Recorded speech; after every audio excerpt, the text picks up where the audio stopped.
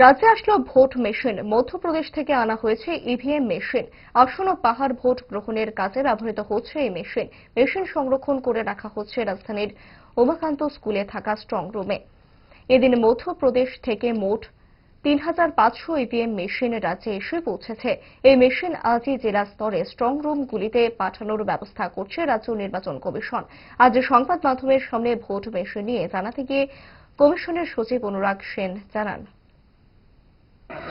আমাদের যে আসন্ন নির্বাচনে টিটিএডিসি সাধারণ নির্বাচনের জন্য ব্যবহৃত হবে যে ইভিএম গুলো আছে সেগুলো মধ্যপ্রদেশ থেকে এইমাত্র এসে পৌঁছেছে। আজকের মধ্যেই আমরা কনসার্ন ডিএম অফিসে এগুলা আমরা পাঠিয়ে দিচ্ছি। কনসার্ন ডিএম অফিস থেকে টিমস এসে অফিসার্স, পুলিশ এবং অন্যান্য যারা সহযোগিতা করবেন সবাই আছেন। এখান থেকে ওনারা নিজ নিজ ডিস্ট্রিক্টে আজকের মধ্যে আমরা পাঠিয়ে দেওয়ার চেষ্টা করব। কতগুলো ইভিএম রয়েছে? এখানে প্রায় ৩৫০০ ইভিএম আছে। কোথা থেকে অফার কোথা যাবে কি বলুন? এইখান থেকে উমাকান্ত থেকে নিজ নিজ ডিস্ট্রিক্টের যে ওয়্যার হাউস আছে ওই ওয়্যার হাউসে ডিএম অফিস থেকে যারা আসছেন ওনারা নিয়ে যাবেন এসকর্ট করে।